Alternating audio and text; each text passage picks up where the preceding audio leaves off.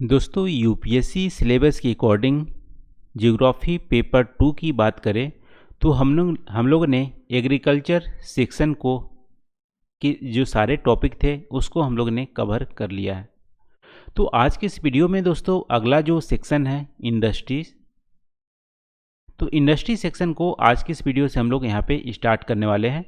और industry section में दोस्तों फर्स्ट जो टॉपिक है एवोल्यूशन ऑफ इंडस्ट्रीज, तो इस वीडियो को हम लोग आज की इस वीडियो में कवर करेंगे। तो दोस्तों एवोल्यूशन ऑफ इंडस्ट्रीज में हम लोग क्या क्या देखने वाले हैं वो यहाँ पे देख लेते हैं। दोस्तों इंडस्ट्री जो है डिफरेंट फेजेज में इवॉल्व हुए हैं। ठीक है, इंडिया में देखोगे तो डिफरेंट फेज में इवॉल्व हुए हैं। उनके जो टूल्स हैं, मशीन का यूज करना, पहले हमारा क्या होता था हैंडमेड होता था, हैंडमेड से मशीनीकरण हुई और मशीनीकरण में अलग अलग इवोल्यूशन देखने को मिले। तो यहाँ पे दोस्तों इंडस्ट्रियल जो रिवोल्यूशन है उसको यहाँ पे हम लोग डिस्कस नहीं कर रहे हैं।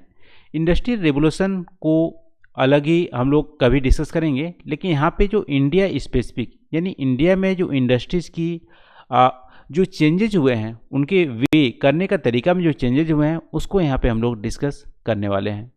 तो इस वीडियो में देखेंगे दोस्तों इंडस्ट्रीज होते क्या हैं, फिर देखेंगे हमारे यहाँ जो इंडिया में 1750 से पहले की इंडस्ट्रीज़ की स्थिति क्या थी और कैसे यहाँ पे वर्क करती थी। फिर 1750 और 1854 के बीच में इंडस्ट्री का जो वर्क या इंडस्ट्रीज़ का जो तरीका था कैसे चेंज हुआ। फिर 1854 से 1947 में हमारे इंडस्ट्रीज कौन कौन सी मॉडर्न इंडस्ट्रीज आई और कैसे काम कर रही थी उसको यहाँ पे डिस्कस करेंगे। इसके बाद दोस्तों हमारा स्वतंत्रता के बाद आप देखोगे तो इंडस्ट्रीज़ की रिवोल्यूशन बहुत ही ज़्यादा, यहाँ पे इंडस्ट्रीज बहुत ज़्यादा लगी इंडिया में। जो आप डिफरेंट फेज, इसको भी दो फेज में आप डिवाइड कर सकते हो, 1947 से 1991 के बीच में और 1991 से प्रेजेंट के बीच में। लेकिन दोस्तों ये दो टॉपिक हैं, इसको आज के इस वीडियो में कवर नहीं करेंगे क्योंकि हम लोग यहाँ पे 5 ईयर प्लान अलग ही सिलेबस में मेंशन है, 5 ईयर प्लान को पढ़ना है। तो 5 ईयर प्लान में ही इसको हम लोग डिस्कस करेंगे। ठीक है, तो आज के इस वीडियो में ये जो सेकेंड और सेकेंड लास्ट टॉपिक है इसको हम लोग इस वीडियो में कवर नहीं करेंगे। 5 ईयर प्लान जब टॉपिक डिस्कस करेंगे वहाँ पे हम लोग कवर करेंगे। तो चलो दोस्तों देख लेते हैं इंडिया में इंडस्ट्रीज का इवोल्यूशन कैसे हुआ। लेकिन उससे पहले दोस्तों यहाँ पे इंडस्ट्रीज होती क्या है। तो इंडस्ट्रीज का मतलब ये नहीं कि फैक्ट्री, ठीक है, फैक्ट्री का मतलब इंडस्ट्री नहीं है। फैक्ट्री का इंडस्ट्री का मतलब यहाँ पे इकोनॉमिक एक्टिविटीज़, यानी कि इकोनॉमिक एक्टिविटीज़ यदि हो रही हैं गुड्स की प्रोडक्शन के लिए, मिनरल को एक्सट्रैक्ट करने के लिए या सर्विस को प्रोवाइड करने के लिए। ठीक है, यहाँ पे आप देखना गुड्स की प्रोडक्शन के लिए यदि इकोनॉमिक एक्टिविटीज़ हो रही हैं वो भी हमारा इंडस्ट्रीज के अंदर आएंगे। माइनिंग के एक्सट्रैक्शन के लिए यदि इकोनॉमिक एक्टिविटीज़ हो रही है तो भी हमारा इंडस्ट्रीज के अंदर आएगा। यदि सर्विस प्रोवाइड किए जा रहे हैं वो भी एक इकोनॉमिक एक्टिविटीज़ है, वो भी हमारे इंडस्ट्रीज में आएगा। तो यहाँ पे आप देख सकते हो ब्रॉड जो कैटेगरी है, एक तो हो सकती है मैन्युफैक्चरिंग इंडस्ट्रीज जो गुड्स को प्रोड्यूस करता है, जैसे हमारा हो गया स्टील इंडस्ट्रीज और एग्रो बेस्ड इंडस्ट्रीज, ये हमारी मैन्युफैक्चरिंग इंडस्ट्रीज हो गए। दूसरी इंडस्ट्री दोस्तों यहाँ पे एक्सट्रैक्शन ऑफ मिनरल यानी यहाँ पे माइनिंग इंडस्ट्रीज। दूसरी टाइप की जो इंडस्ट्रीज होंगी वो हमारी माइनिंग इंडस्ट्रीज होंगी क्योंकि यहाँ पे इकोनॉमिक एक्टिविटीज़ हो रही है। तीसरी टाइप की जो इंडस्ट्रीज होंगी वो हमारे सर्विस इंडस्ट्रीज। सर्विस इंडस्ट्री में जैसे कंसल्टेंसी हो गया, ठीक है, तो कंसल्टेंसी यहाँ पे दूसरे को हेल्प कर रहा है, सर्विस प्रोवाइड कर रहा है। और इसके अलावा बोल सकते हैं कम्युनिकेशन वाली जो इंडस्ट्रीज होंगी वो भी सर्विस इंडस्ट्रीज हो गई। तो इंडस्ट्रीज का मेन मतलब यहाँ पे कि फैक्ट्री का ना होना, एक इकोनॉमिक एक्टिविटीज़ का होना ही इंडस्ट्रीज कहलाता है। और इंडस्ट्रीज के 3 हम लोग मेजर यहाँ पे जो टाइप्स हैं वो हम लोग देख लिए।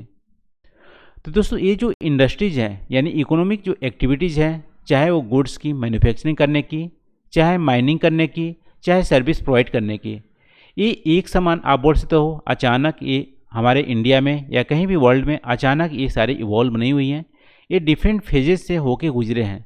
ठीक है, पहले कुछ जो करने का तरीका अलग हुआ करता था, बाद में धीमे धीमे जैसे ही टेक्नोलॉजी डेवलप हुई उसके करने के तरीके मशीनीकरण में यहाँ पे डेवलपमेंट हुआ। तो दोस्तों जैसे कि वर्ल्ड में इंडस्ट्रियल रिवोल्यूशन आए हैं वैसे इंडिया में भी आपको देखने मिलेंगे इंडस्ट्रीज का इवोल्यूशन अलग अलग फेज में। तो यहाँ पे हम लोग बात करते हैं 1750 से पहले की, ठीक है। तो 1750 से पहले की बात करें, यानी कि 1750 में क्या इवेंट हुआ था। 1750 में आप बोल सकते हो ब्रिटिश जो थे यहाँ पे पॉलिटिकल जो गवर्नमेंट यहाँ पे इस्टेब्लिश करने किए थे इंडिया में। तो पॉलिटिकल यहाँ पे गवर्नमेंट इस्टेब्लिश करने से पहले की बात हम लोग कर रहे हैं। दोस्तों इंडिया में जो इंडस्ट्रीज थी बहुत ज़्यादा एडवांस थी, आप बोल सकते हो मशीनीकरण नहीं थी, लेकिन हैंडमेड यहाँ पे इंडस्ट्रीज होती थी। यानी कि जो कॉटन की या सिल्क की जो हमारी इंडस्ट्रीज थी, जो हैंड से बनाए जाते हैं, हाथ से बनाए जाते थे, वो हमारी बहुत ज़्यादा एडवांस थी। इतनी एडवांस थी कि इंटरनेशनल मार्केट में बहुत ज़्यादा ग्रेट डिमांड था, ठीक है। 1750 से पहले ग्रेट बहुत ज़्यादा डिमांड था इंडिया की कॉटन और सिल्क की प्रोडक्ट, क्योंकि अदर जो कंट्रीज थे वो तो कॉटन और सिल्क की प्रोडक्ट बनाते थे, लेकिन उतनी फाइनर जो क्वालिटी थी वो मेंटेन नहीं करते थे। इंडिया अकेला ऐसा कंट्री था जो बहुत ही फाइनर क्वालिटी का कॉटन और सिल्क की जो प्रोडक्ट थे, क्लोथ थे, वो प्रोवाइड करता था, ठीक है। तो यहाँ से आप देख सकते हो कि आर्मेनिया और पर्शियन जो मर्चेंट थे वो क्या करते थे, पंजाब वाले रीजन से परचेज करके जो इंडियन मेड सिल्क और कॉटन के गुड्स होते थे उसको ले जाते थे, उसको डिजर्ट से होके गुजारते हुए यानी कि पूरे यूरोप और उधर सेल करते थे। तो आर्मेनियन और पर्शियन जो मर्चेंट थे इंडिया से गुड्स को परचेज करते थे और डिजर्ट से होते हुए जो अलग यूरोप के मार्केट थे या सेंट्रल एशिया के मार्केट थे वहाँ पे सेल करते थे। इसके अलावा दोस्तों आप बोल सकते हो यहाँ पे यदि मैरीन की बात करें, मैरीन ट्रेड की बात करें, तो मैरीन ट्रेड भी इंडिया से होता था। गुजरात कोस्ट में जो सूरत कोस्ट है वहाँ से क्या होती थी, सूरत पोर्ट से जो कनेक्टेड थी हमारी रेड सी की जो पोर्ट थी, यानी कि वेस्ट एशिया में रेड सी की पोर्ट है, उससे वो कनेक्टेड था सूरत की पोर्ट से। तो सूरत की पोर्ट जो गुजरात की है वहाँ से ट्रेड होता था, कॉटन और सिल्क की जो प्रोडक्ट होते थे वो हमारे यहाँ पे एक्सपोर्ट किए जाते थे। दोस्तों इसके अलावा आप बोल सकते हो ईस्ट कोस्ट में आप देखोगे तो मछलीपट्टनम जो हमारा कोरोमंडल कोस्ट पे है, यानी तमिलनाडु कोस्ट में मछलीपट्टनम है, और हुगली जो पोर्ट है बंगाल में, वहाँ से जो दोनों पोर्ट जो साउथ ईस्ट एशियन जो हैं चाइना है वो कनेक्टेड थे इस पोर्ट से, और यहाँ से बहुत ज़्यादा ट्रेडिंग होती थी अपनी कॉटन और सिल्क की। तो आप बोल सकते हो कॉटन और सिल्क का ग्रेट डिमांड था और उस समय वेल डेवलप्ड यहाँ पे इंडस्ट्रीज या बोल सकते हो कुटीर उद्योग हुआ करते थे 1750 से पहले। और आप यहाँ पे वेल इस्टेब्लिश्ड नेटवर्क भी हुआ करती थी इंडियन मर्चेंट और फाइनेंसर का। फाइनेंसर क्या करते थे, यहाँ पे बैंक जो लोकल बैंक होते थे, फाइनेंसर होते थे, वो प्रोडक्शन में भी हेल्प करते थे, गुड्स के कैरिंग में भी फाइनेंस करते थे, और सप्लाई एक्सपोर्ट करने की जो सप्लाई होती थी उसमें भी करते थे। यानी पूरी सप्लाई जो चैन थी प्रोडक्शन से लेकर एक्सपोर्ट तक सभी सप्लाई चैन में यहाँ पे फाइनेंस की कमी नहीं होती थी। फाइनेंसर होते थे, अपना कमीशन लेते थे और उसको फाइनेंस करते थे। तो हमारी रोबस्ट यहाँ पे मैकेनिज्म था एक्सपोर्ट करने का। इसके अलावा दोस्तों इंडियन जो मर्चेंट थे वो क्या करते थे, वीविंग जो विलेज थी जहाँ से वीविंग होती थी वहाँ से उस जो क्लोथ थी उसको एडवांस भी पेमेंट किया जाता था वीवर को, ठीक है। वीवर को एडवांस पेमेंट किया जाता था कि आप इतनी क्लोथ बनाओ और मैं ले जाऊंगा, ठीक है। तो इंडियन मर्चेंट जो थे वीविंग विलेज जाते थे और वहाँ से जो क्लोथ या जो भी है सामान है उसको ले जाकर पोर्ट तक पहुँचाने का काम करते थे। पोर्ट हमारा 3 था उस समय, एक सूरत और मछलीपट्टनम और हुगली, जहाँ से इंटरनेशनल यहाँ पे ट्रेडिंग होती थी कॉटन और सिल्क की, ठीक है। वैसे स्पाइस की होती थी कैलीकट वगैरह में, लेकिन यहाँ पे कॉटन और टेक्सटाइल की मेजर जो एक्सपोर्ट होती थी हमारी 3 पोर्ट से होती थी। तो जो इंडियन मर्चेंट थे वो अच्छे से कनेक्टेड थे वीविंग विलेज से, और पोर्ट के बीच में कनेक्टिविटी अच्छी थी, परचेज करते थे और पोर्ट तक ले जाके उसको ऑक्शन करते थे और अच्छे प्राइस उनको मिलते थे। तो इस तरह से दोस्तों यहाँ पे वेल डेवलप्ड हमारी इंडियन की इंडस्ट्री थी सिल्क और कॉटन की, जो ग्रेट इंटरनेशनल डिमांड था और हमारी अच्छी खासी कमाई होती थी, ठीक है। लेकिन दोस्तों 1750 एडी में क्या हुआ कि जो ब्रिटिश की पॉलिटिकल पावर यहाँ पे इस्टेब्लिश हो गई, ठीक है। इसको हिस्ट्री के पार्ट है तो इसको हम लोग यहाँ पे मेंशन नहीं कर रहे हैं। तो यहाँ पे इंडियन जो मर्चेंट थे उसकी कंट्रोल जो थी इंडियन के मार्केट में उसकी धीमे धीमे कम होती गई, ठीक है। इंडियन मर्चेंट की जो थी वो कंट्रोल कम होती गई और ब्रिटिश की जो ट्रेडर थे उनकी कंट्रोल 1750 के बाद से बढ़ती गई। और इसके लिए दोस्तों बहुत सारे रीजन रिस्पॉन्सिबल है, लेकिन यहाँ पे देख सकते हो कि जो ब्रिटिश की जो ट्रेडर थे, जो ईस्ट इंडिया कंपनी थी, उन्होंने वैरायटी ऑफ कंसेशन लिया, ठीक है, कनेक्शन नहीं, वैरायटी ऑफ कंसेशन लिया लोकल कोर्ट से, लोकल कोर्ट से बहुत सारे कंसेशन लिए, और कुछ जो ट्रेड्स थी उसमें मोनोपोली भी राइट इस्टेब्लिश कर ली, ठीक है। यहाँ पे जो राजा थे, किंग्स थे, लोकल कोर्ट थे, उससे यहाँ पे कंसेशन लिया, ट्रेड्स लिया और मोनोपोली स्टार्ट किया 1750 के बाद। उसके बाद दोस्तों इंडियन जो मर्चेंट थे उससे और जो ब्रिटिश के ट्रेडर थे उनके बीच में कंपटीशन स्टार्ट हुआ। और यहाँ पे आप बोल सकते हो कि जो ब्रिटिश के जो ट्रेडर थे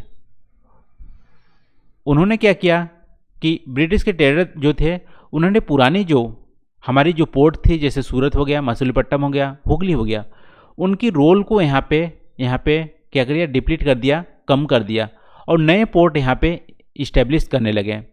तो सूरत, हुगली और जो मछलीपट्टनम थे उनकी इम्पोर्टेंस को यहाँ पे कम किया गया जो ब्रिटिश के ट्रेडर थे, और बॉम्बे, कैलकट जैसे पोर्ट यहाँ पे इंक्रीज हो गए। उन्होंने अगला अपना ही अलग पोर्ट बनाया और वहाँ से क्या किए कि वो ट्रेडिंग करने लगे। तो देख सकते हो यहाँ पे रिजल्ट देख सकते हो, सूरत में क्या हुआ, 1700 की ईस्वी के आसपास आप देख सकते हो ट्रेड जो होती थी 16 मिलियन रुपीज़ का होती थी ईयरली, ठीक, ईयरली इतनी बड़ी ट्रेड होती थी सूरत के ट्रेड से अकेले।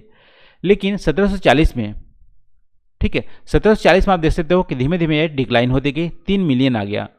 तो जो ब्रिटिशर की जो ट्रेडर थे उनकी रोल यहाँ पे बढ़ती गई, और क्रेडिट और लोकल जो फाइनेंसर थे वो भी बैंकरप्ट हो गए, क्योंकि जो उन पूरे सप्लाई चेन में वो फाइनेंस करते थे, वो फाइनेंस क्या करने लगे, ब्रिटिश के ट्रेडर करने लगे और उसको एक्सप्लॉइट करने लगे। तो इसकी वजह से जो इंडियन मर्चेंट थे वो यहाँ पे कमी होने लगी, उनके बैंकरप्ट हो गए और फाइनेंसर भी बैंकरप्ट होने लगे।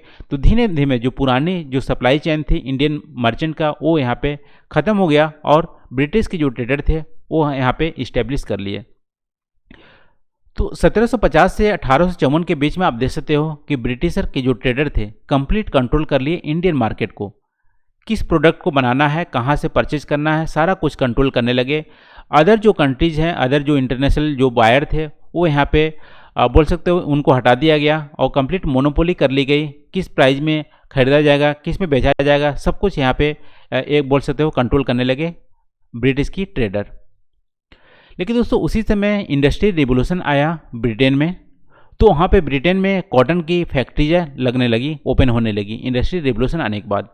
देखो कॉटन की फैक्ट्रियाँ वहाँ पे लगने लगी, तो क्या हुआ, वहाँ के जो कॉटन बनाने वाले इंडस्ट्रियल जो थे उन्होंने क्या किया, ब्रिटिश की गवर्नमेंट को प्रेशराइज किया और बोला कि इंडिया से जो इंपोर्ट हो रहे हैं, जो कॉटन इंपोर्ट हो रहे हैं उस पर इंपोर्ट ड्यूटी लगाओ, क्योंकि हमारे यहाँ जो कॉटन है उसको यहाँ पे ब्रिटेन की मार्केट में ज़्यादा यहाँ प्रेफरेंस देनी चाहिए। तो इंडियन के जो गुड्स थे उस पर इम्पोर्ट ड्यूटी ब्रिटेन ने लगा दिया, और साथ साथ ईस्ट इंडिया कंपनी को बोला कि इंडिया की मार्केट में भी हमारी गुड्स को सेल करो, यानी कि ब्रिटेन की जो कॉटन थी उसको इंडियन मार्केट में यहाँ पे लाने लगे, और ब्रिटेन के मार्केट में भी इंडियन की जो गुड्स थे उसको वहाँ पे क्या किया, क्लोज कर दिया, इंपोर्ट ड्यूटी लगा दिया, उसके प्राइस को हायर कर दिया। देखो इसके रिजल्ट से क्या होंगे, एक तो एक्सपोर्ट सेक्टर जो हमारी थी ब्रिटेन या अदर यूरोपियन कंट्री में वो डिक्लाइन कर गई, क्योंकि इंडस्ट्रियल रिवोल्यूशन आया, वहाँ से मशीन से प्रोडक्ट बनने लगे, ऊपर से इंपोर्ट ड्यूटी लग गए, उससे भी हमारी प्राइस हाई हो गई। तो क्या हुआ, इंडियन मर्चेंट को यहाँ पे एक्सपोर्ट में बहुत ज़्यादा घाटा देखने को मिला, यानी यहाँ पे एक्सपोर्ट नहीं हो रहा था। दूसरी बात, जो अपनी लोकल मार्केट थी उसमें भी ब्रिटेन के गुड्स को यहाँ पे लाया गया और प्रेफरेंस दिया गया, तो यहाँ पे भी जो लोकल मार्केट थी वो भी हमारे इंडियन मर्चेंट के लिए चली गई, और यहाँ के जो वीवर थे उनकी जो वीविंग जो कॉस्ट थी थोड़ी सी हाई हो गई, और फाइनल जो क्वालिटी जो इंडियन मेंटेन करते थे हैंडमेड वाले वो मशीन से अब बनने लगे, तो मशीन से फाइनल क्वालिटी आने लगी। तो इसकी वजह से आप देख सकते हो पूरी जो इंडियन मर्चेंट थे उनकी यहाँ पे लॉस हो गया, और वीवर थे उनकी भी लॉस होने लगा।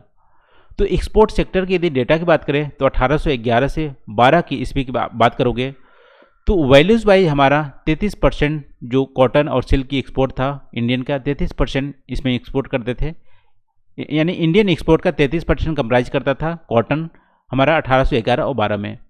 लेकिन 1850 से 51 के बीच में आप देखोगे तो 33 से 3% हो गया, यानी एक्सपोर्ट बहुत ज़्यादा यहाँ पर डिक्लाइन किया, क्योंकि जो ब्रिटिश के जो रूल्स थे उसके पॉलिसी के चलते यहाँ पे एक्सपोर्ट इंडिया का डिक्लाइन कर गया। ठीक है। तो आप देख सकते हो 1811-12 में 33% हम एक्सपोर्ट करते थे, यानी कि कॉटन जो कंप्राइज करता था 33% हुआ करता था, लेकिन यहाँ पे 1850 में 3% यहाँ पे पहुँच गया। तो एक्सपोर्ट के सेक्टर में बहुत ज़्यादा डिक्लाइन हुआ है। इंपोर्ट के सेक्टर में आप देख सकते हो कि 1800 एडी के आसपास हम कॉटन और सिल्क नियरली हम इंपोर्ट ही नहीं करते थे, यानी 0% इंपोर्ट होता था। लेकिन 1850 में आप देख सकते हो इंपोर्ट यहाँ पे कॉटन और सिल्क की हम 31% करने लगे। तो आप देख सकते हो जहाँ हम एक्सपोर्टर हुआ करते थे वहाँ हम इंपोर्टर होते जा रहे हैं, और एक्सपोर्ट की जो शेयर है वो हमारी कम होती गई, क्योंकि ब्रिटिश की जो पॉलिसी थी कि यहाँ पे इंडिया को मार्केट बना कर रखना है और इंडिया से एक्सपोर्ट नहीं करना है। इंडिया सिर्फ रॉ मटेरियल का प्रोवाइड करेगा और इंपोर्ट क्या करेगा, इंडिया फिनिश गुड का करेगा। तो ऐसा कुछ पॉलिसी से वजह से हम देख सकते हो कि जो हम नेट एक्सपोर्टर हुआ करते थे नेट इंपोर्टर हो गए।